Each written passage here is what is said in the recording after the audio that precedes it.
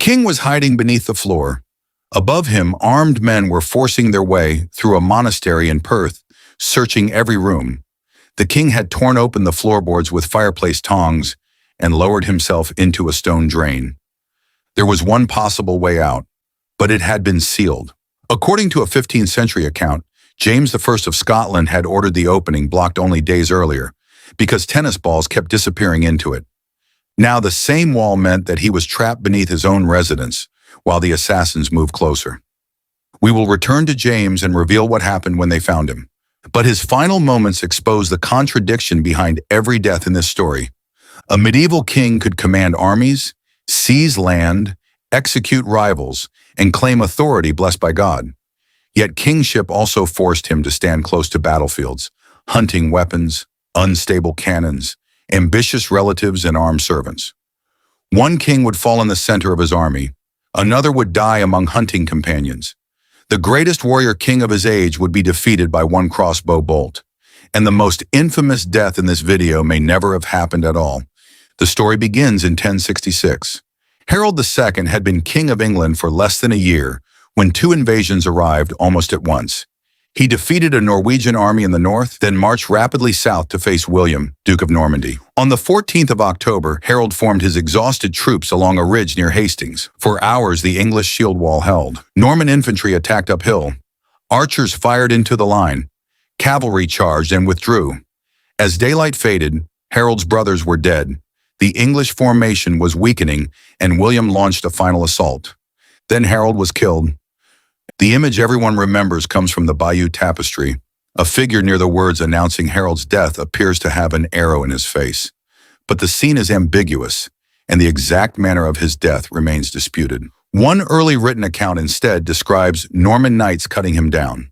By the 12th century, the stories had begun to merge, producing the familiar version in which an arrow wounds Harold before mounted warriors finish the attack. The violence is certain. The famous arrow is not. Harold's death broke the English defense and ended the battle. It opened the way for William's conquest, and a few weeks later, the victor was crowned king. Before we continue, my name is Noah. We built this channel for people who want the real story behind history's most famous deaths, not just the legend that survived. If that sounds like you, subscribe. It is free and it helps us make better videos more than you might think. All right, back to the kings. 34 years after Hastings, William's son died in a way that still invites suspicion. William II, known as Rufus, was hunting in the New Forest with a group of nobles. During the hunt, an arrow struck the king and killed him. The shot was said to have been aimed at a deer, perhaps glancing from a tree, but the surviving reports do not give us a clean reconstruction of the accident. Later accounts blamed a nobleman named Walter Tyrrell, who fled, but flight did not prove murder. Hunting was dangerous. Arrows could glance from trees or animals, and modern historians have often judged an accident more likely than a planned assassination. The behavior after the shot made the story difficult to forget. Later narratives say the hunting party scattered, and William's body was left behind. Henry rode to Winchester, took control of the royal treasury, and was crowned only 3 days later, while their elder brother Robert was still returning from crusade. That speed is not proof that Henry arranged the death. It is proof that, when a king died suddenly, the throne belonged to whoever moved before everyone else understood what had happened. Richard the Lionheart had survived crusade, captivity, rebellion, and years of war against the King of France. But the most famous warrior king in medieval Europe was not killed by another king, or even by a great army. He was killed by one crossbow bolt fired from a minor castle. In 1199, Richard was besieging Châteauneuf in Aquitaine. While inspecting the position, he came within range of a defender on the walls. A bolt struck him near the shoulder. The wound did not kill him immediately. A surgeon removed the iron, but infection set in. Richard weakened over the following days and died on the 6th of April. Later chroniclers gave the crossbowman several different names. Some said Richard summoned him, forgave him, and ordered that he be released. Other versions say the man was executed after the king died. The contradictions matter. Richard's death was quickly transformed into a final scene worthy of a chivalric legend. What is secure is much simpler. A king who had survived enormous armies died because one small garrison landed one successful shot. His brother John inherited the crown. The succession helped reopen the struggles that would eventually cost the English monarchy most of its lands in France. Richard died because he stood too close to a castle wall. Philip of Swabia died because one furious noble was allowed into his room. Philip was the elected king of Germany during a long contest with his rival, Otto of Brunswick.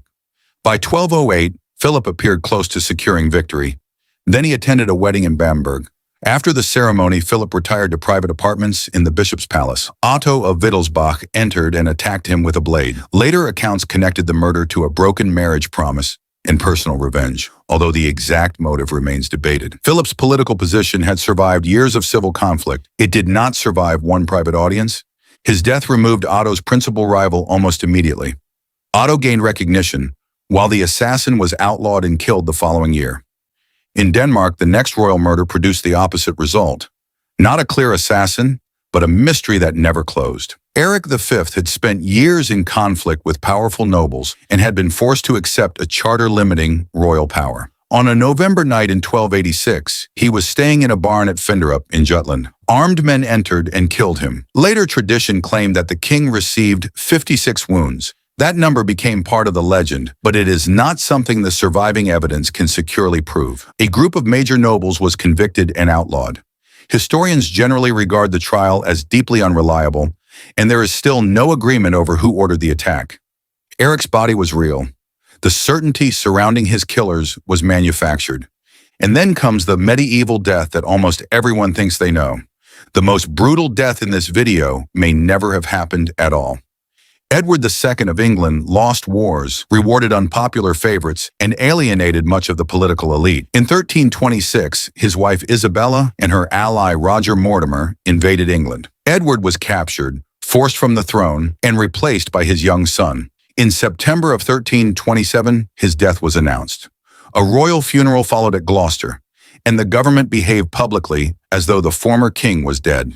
The famous story says that his killers forced a red-hot iron into his body, murdering him without leaving an obvious external wound. It is one of the most horrifying images attached to any medieval king. It is also absent from the earliest evidence. Contemporary notices report the death, but do not explain a red-hot iron, a secret torture chamber, or the elaborate method later generations treated as fact. The lurid version developed later, as chroniclers turned a politically defeated king into a figure of moral punishment. It fit hostile rumors about Edward's relationships and gave his enemies a death as humiliating as his fall. Most historians accept that Edward died while in captivity in 1327, but the precise cause cannot be established. He may have been murdered by a less theatrical method. He may have died naturally. A disputed theory even argues that he survived in secret. The honest answer is that we do not know. That uncertainty is the real pivot in this story. Medieval chroniclers did not merely preserve brutal deaths. They reshaped them, combining political propaganda, moral judgment, rumor, and entertainment until a doubtful detail became the part everyone remembered. 3 years later, Edward's son seized power from Mortimer and had him executed. The supposed method of the old king's death became immortal. The men who had benefited from it did not. A century later, the story returns to the king beneath the floor. James I had spent 18 years as a prisoner in England before returning to Scotland in 1424. Once home, he tried to rebuild royal authority. He arrested rivals, confiscated estates, and executed members of the powerful Albany branch of the royal family. Those actions strengthened the crown. They also created enemies with excellent access to it. On the night of the 20th of February, 1437, conspirators entered the Dominican friary at Perth. The plot was supported by Walter, Earl of Athol, and men inside the royal household helped the attackers reach the king. James heard the disturbance. He and the women around him tried to secure the room. Then he used fireplace tongs to break through the floor and dropped into the drain beneath it. Now the opening scene closes. The exit was blocked. James could not escape. The attackers eventually found him below. The king fought back, but he was unarmed and trapped. They killed him, while Queen Joan was wounded but survived. The carefully prepared conspiracy had succeeded only because the king's own household had opened the way. The conspirators had removed one ruler. They had not secured the kingdom. Joan helped organize the response. The killers were hunted down, and James's 6-year-old son inherited the throne. That son would meet a death no assassin could have planned. James II grew into an energetic ruler with a particular interest in gunpowder artillery. In 1460, he besieged Roxburgh Castle, one of the last major English strongholds in Scotland. The king stood close to a cannon as it fired. The weapon burst. A fragment struck James with fatal force and he died at the age of 29. Early artillery could shatter walls, but its metal could also fail without warning, turning the gun into an explosion directed at its own crew. The contrast was almost perfect. James I was killed by nobles using an ancient weapon of politics, conspiracy. James II was killed by a new weapon of war, his own cannon. His widow, Mary of Guelders, did not abandon the campaign. The Scots continued the siege, captured Roxburgh, and destroyed the castle. 25 years later, another king entered battle knowing that losing would probably mean death. Richard III faced Henry Tudor at Bosworth in 1485. When Richard saw an opportunity to reach his rival directly, he led a cavalry charge across the field. He came close. Then the attack stalled. Richard was separated from enough of his support, and enemy soldiers surrounded him. Contemporary accounts say that he continued fighting rather than flee. For centuries, writers argued over his final moments. Then in 2012, his skeleton was found beneath a car park in Leicester. The bones revealed what chronicles alone could not.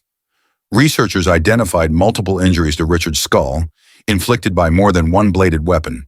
A massive wound at the base of the skull was consistent with a weapon such as a halberd and could have killed him quickly. The pattern also suggests that his helmet had been lost or removed. Some injuries appear to have been delivered after death, when armor no longer protected the body. His corpse was stripped, placed across a horse, and carried to Leicester as proof that the battle, the reign, and the Plantagenet dynasty were over. Richard became the last English king killed in battle. His death gave Henry Tudor the throne and opened a new dynasty. These kings did not die violently because crowns lacked power. They died violently because medieval power was physical. A king had to appear before his army, ride among armed companions, inspect siege works, receive nobles in private rooms, and sleep inside a household filled with people whose fortunes depended on his survival or his removal. Harold died in the center of his army. William Rufus died among hunters. Richard the Lionheart died from a wound no surgeon could save. Philip and Eric were reached in rooms that should have sheltered them. Edward II became the victim of a story more certain than the evidence. James I was trapped beneath his own floor. James II stood too close to the future of warfare, and Richard III died surrounded by men who no longer feared the crown he wore. Medieval kings were anointed in sacred ceremonies and placed above ordinary subjects, but ceremony could not stop an arrow. A title could not heal infection, and a crown could not protect the head beneath it. The crown gave a king enough power to change history. His death often changed it again.